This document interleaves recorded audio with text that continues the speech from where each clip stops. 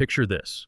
You wake up on an ordinary morning, reach for your phone, and are greeted by blaring headlines. The world is on edge. The Middle East, long a region simmering with tension, now seems ready to boil over into all-out war.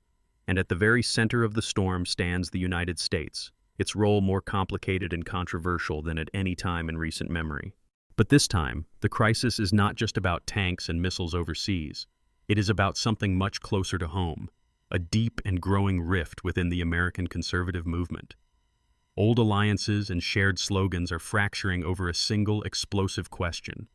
Is continued support for Israel's military operations against Iran a demonstration of American strength, or is it a reckless gamble that could drag the United States into another endless, unwinnable conflict? This debate, once the domain of think tanks and foreign policy insiders, has burst into the public square with incredible force. Tucker Carlson, a man once considered the voice of Trump-era conservatism, stunned his millions of loyal followers by directly accusing President Donald Trump of being complicit in Israel's latest attacks on Iran. In Carlson's searing words, "Despite being complicit in the act of war, the president hopes last night's events will help his ongoing nuclear negotiations with Iran." For a movement that has loudly championed the America First doctrine since the days of the last presidential campaign, this accusation is nothing short of seismic. What happened to the president who once promised to keep American troops out of foreign wars, to end the cycle of intervention that defined the previous decades? To truly understand the magnitude of today's turmoil, we must rewind the clock and examine the roots of the United States-Israel relationship. For more than 7 decades, since the late 1940s, the two countries have built one of the closest, most enduring alliances in modern history. Over those 70-plus years, the United States has extended to Israel more than $130 billion in security assistance, making Israel the single largest recipient of American foreign aid by a significant margin. This partnership is not merely about dollars and weapons. It is underpinned by shared democratic ideals, overlapping strategic interests, and a mutual drive for technological innovation. Consider this.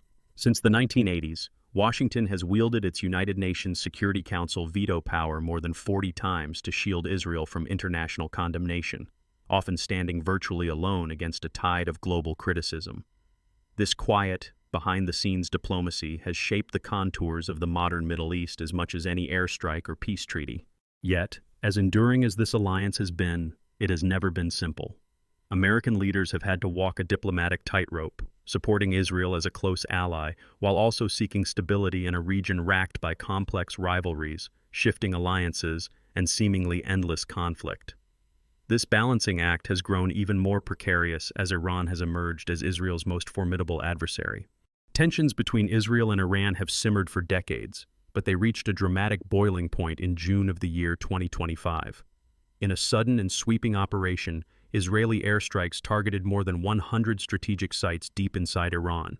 The strikes were not just symbolic, they killed top-ranking Iranian generals, including the leader of Iran's Revolutionary Guard and the chief of staff to its armed forces. Tehran responded immediately, launching a barrage of missiles at Israeli cities. The world watched, horrified, as the specter of a wider regional conflict came into sharp focus. This escalation sent shockwaves through Washington and beyond. The American public, already weary from decades of military entanglements in Iraq and Afghanistan, began to question the wisdom of another open-ended intervention in the Middle East. Polling reflects this deepening skepticism. Only 2 years ago, roughly 42% of Americans held an unfavorable view of Israel. By March of 2025, that number had surged to over half of the population. The once solid bedrock of bipartisan support for Israel is now riddled with cracks. At the same time, Israel's technological and military edge, especially in areas like air power, missile defense, and cyber warfare, remains a critical pillar of American strategy in the region. The threat of a nuclear-capable Iran, one that might withdraw from the Nuclear Non-Proliferation Treaty and spark an arms race, keeps American and Israeli security officials awake at night. Senator Chris Murphy, a leading voice on foreign policy, put it bluntly. The Israeli strikes are clearly intended to scuttle the Trump administration's diplomacy with Iran. Now, the central conflict within American politics. As bombs fall and missiles streak across the sky, the conservative movement is tearing itself apart. Old alliances are dissolving. Trusted voices are now adversaries. Podcaster Jack Posobiec warns, A direct strike on Iran right now would disastrously split the Trump coalition. Conservative activist Charlie Kirk admits, no issue currently divides the right as much as foreign policy.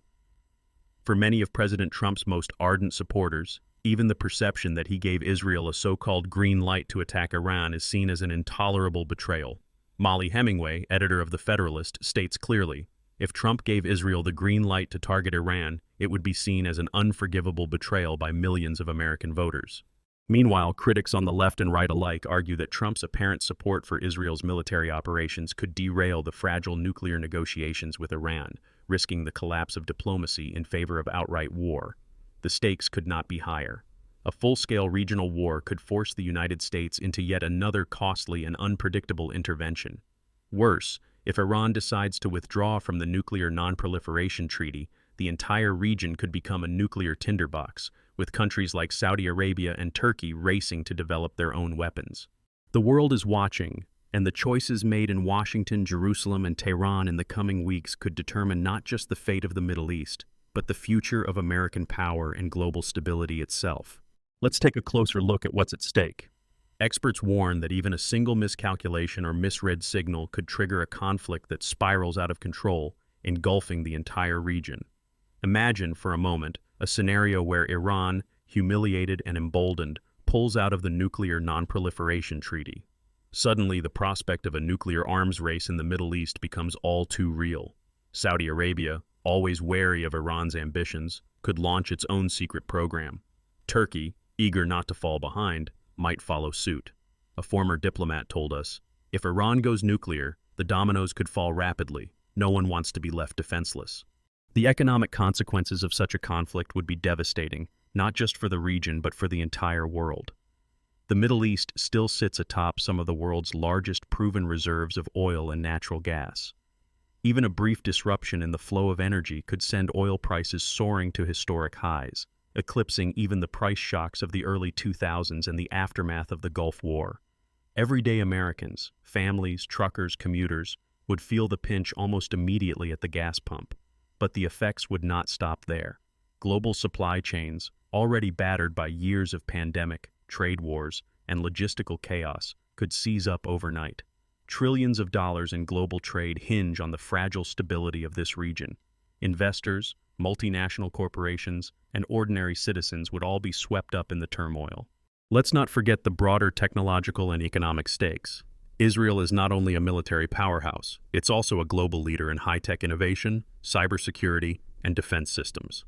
American companies collaborate with Israeli firms on everything from artificial intelligence to missile defense. A prolonged conflict could disrupt these partnerships, stalling the technological advances that underpin both economic growth and national security. Yet, even amid the chaos, some experts see potential opportunities. They argue that the United States could use this pivotal moment to reset its entire Middle East strategy. Instead of automatically backing military action, Washington could pivot toward bold, creative diplomacy. Imagine a future where American economic and technological clout is used to broker new regional security pacts, or even to revive a nuclear deal with Iran, this time with stronger safeguards and more robust verification. Such a shift would not only protect American lives and interests, but could cement American leadership for a new generation. Of course, the path forward is fraught with political risk. The fierce divide inside the Republican Party is simply a reflection of the broader national mood. As Charlie Kirk observed, no issue currently divides the right as much as foreign policy. Public opinion is not only divided, it's volatile and changing quickly. In March of the year 2025, over half of Americans viewed Israel unfavorably, a dramatic change from just a handful of years earlier. The old consensus, that supporting Israel was always in America's best interest, is crumbling, replaced by a complex mix of skepticism, anxiety, and a deep fatigue over endless wars. But what does all this mean for you, the viewer? Why should you care about debates raging thousands of miles away, in capitals you may never visit? The answer is both simple and profound. History shows that foreign policy decisions made in distant capitals ripple into every corner of our daily lives. The price you pay at the gas station, the stability of your job, even the technology in your smartphone, all are linked in subtle but powerful ways to international events. Understanding these dynamics puts you one step ahead, whether you are an investor, a voter, or simply someone who cares about the world your children will inherit. It's also a powerful reminder that democracy thrives when citizens ask tough, uncomfortable questions. When you see headlines about missile strikes or heated debates in Congress, don't just scroll past. Stop and ask, who benefits? Who loses? What values are truly at stake? Which interests are being served? And whose voices are being left out? By staying informed and engaged, you can help shape the debate, not just at the ballot box, but in your community and around your dinner table. Let's dig even deeper into the historical context. The United States-Israel alliance did not happen overnight. In the aftermath of World War II, as the world grappled with the horrors of the Holocaust and the collapse of old empires, the United States recognized Israel as a new democracy in a region dominated by monarchies and dictatorships. Throughout the Cold War, Israel became a crucial outpost in the American strategy to contain Soviet influence in the Middle East. American support included not only financial aid, but also advanced weaponry, intelligence sharing, and joint military exercises. The partnership evolved further with the signing of the United States-Israel Free Trade Agreement in the mid-1980s, the first such agreement the United States ever signed with any nation. Bilateral trade has grown steadily, with American exports to Israel including everything from defense technology to agricultural products, while Israeli innovations in software, medical devices, and cybersecurity have found eager markets in the United States. But the alliance has also faced profound challenges. The Israeli-Palestinian conflict has forced successive American presidents to walk a diplomatic tightrope, supporting Israel's right to self-defense while also attempting to broker peace in one of the world's most intractable disputes. Every American administration, regardless of party, has had to balance competing interests: the security of a key ally, the need for stability in global energy markets, the demands of domestic politics, and the pursuit of human rights and democracy abroad. In recent years, the Abraham Accords, a series of agreements normalizing relations between Israel and several Arab states, have shifted the regional landscape. For a moment, it seemed possible that old animosities could be set aside, and the region could enter an era of pragmatic cooperation. But the shadow of Iran's nuclear ambitions and its support for militant groups continues to cast a long pall over any hopes for lasting peace. Within this context, the current crisis has exposed deep fissures, not just in American politics, but in the broader international order. Some American lawmakers, such as Congressman Joaquin Castro, openly question the meaning of America first if President Trump allows Prime Minister Netanyahu to draw the United States into a war that most Americans do not want. Others, like Congressman George Latimer, argue that a nuclear-capable Iran poses an existential threat to Israel and, by extension, to global security. The debate is not just theoretical, it has real-world consequences. For example, in the lead-up to the Israeli strikes in June of 2025, President Trump reportedly advised Prime Minister Netanyahu to hold off, arguing that negotiations with Iran should be allowed to continue before military options were considered. His advice, according to multiple news sources, was ignored. Israel went ahead with a series of devastating strikes, killing senior Iranian military leaders. Iran retaliated, firing missiles at Israel. The United States, despite officially denying direct involvement, supported Israel's air defenses and intercepted incoming attacks. The world teetered on the brink of a regional war. Behind the scenes, the machinery of American diplomacy was working overtime. The State Department scrambled to reassure allies in Europe and the Gulf, warning of the risks of escalation. The Pentagon reviewed contingency plans, aware that any misstep could draw American forces into a direct confrontation with Iran. Meanwhile, financial markets trembled. Oil futures soared. Investors braced for more volatility. In all this, ordinary Americans are left to wonder, what is the end game? Are we destined to repeat the cycle of intervention, escalation, and regret that defined the last 2 decades? Or is there a chance for a new approach, one rooted in diplomacy, restraint, and a clear-eyed assessment of American interests? Experts offer a range of scenarios for the future. Some warn that, without a fundamental shift in strategy, the Middle East could soon witness a cascade of conflicts, each more dangerous than the last. Others argue that this moment presents a rare opportunity for bold leadership. By leveraging America's unrivaled economic power and technological prowess, Washington could broker new agreements that limit the spread of nuclear weapons, promote regional security, and encourage economic development. But achieving such outcomes will require overcoming deep domestic divisions. The Republican Party, once united by a hawkish foreign policy, is now split between traditionalists who favor strong support for Israel and a growing cohort of non-interventionists who question the wisdom of forever wars.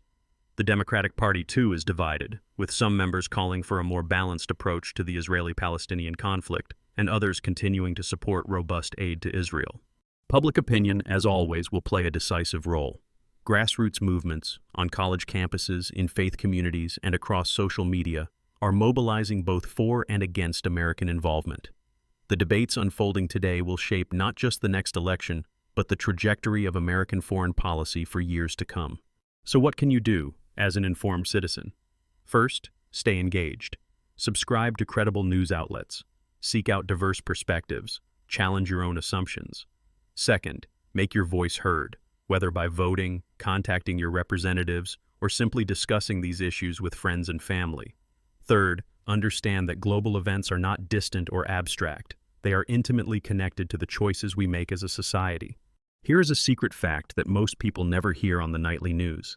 Since the 1980s, the United States has quietly used its United Nations Security Council veto power more than 40 times to shield Israel from condemnation. This behind-the-scenes diplomacy has done as much to shape the modern Middle East as any tank, missile, or peace treaty. The implications of such moves often ripple across decades. As we stand at this crossroads, the question remains urgent and unresolved. Will the United States continue to stand by Israel, even at the risk of a larger regional war? Or will growing division at home and shifting public opinion force a dramatic change in course? The answer is not yet clear. If Washington continues unconditional support, the risk of escalation grows. But if calls for restraint and diplomacy become louder, we could witness a historic pivot, one that redefines what it means to lead on the world stage. One thing is certain: the decisions being made today will shape not only the fate of the Middle East, but the very future of American power and leadership in the world. If you found this breakdown eye-opening, make sure to subscribe and ring the notification bell. Coming up, we'll dive deeper into the technology behind modern warfare, the secret economic networks that give countries influence, and the unexpected ways global politics impact your daily life. Stay curious.